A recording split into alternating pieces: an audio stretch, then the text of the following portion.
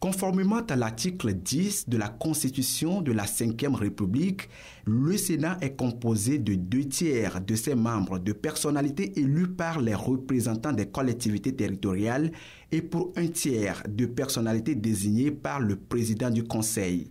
L'ordonnance numéro 2024-001-BAPR du 5 novembre 2024 fixe en son article 2 le nombre de sénateurs à 61.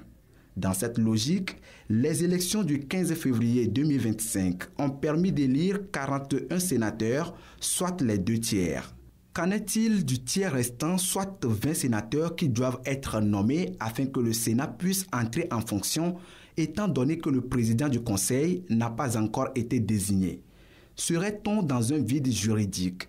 Cette question qui préoccupe certains compatriotes est légitime. Cependant, notre arsenal juridique y apporte une réponse claire.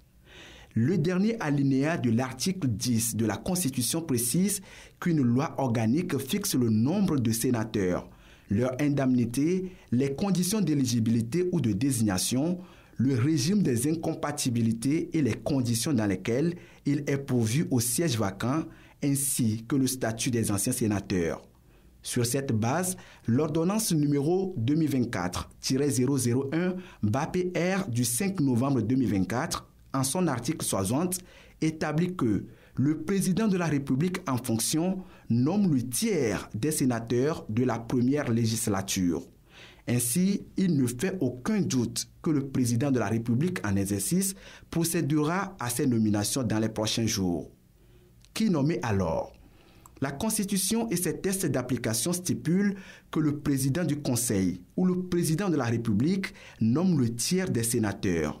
Cette nomination relève du pouvoir discrétionnaire ou de la compétence discrétionnaire. En d'autres termes, l'autorité compétente dispose d'une large liberté d'appréciation quant à l'opportunité de cette nomination et au choix des personnes concernées.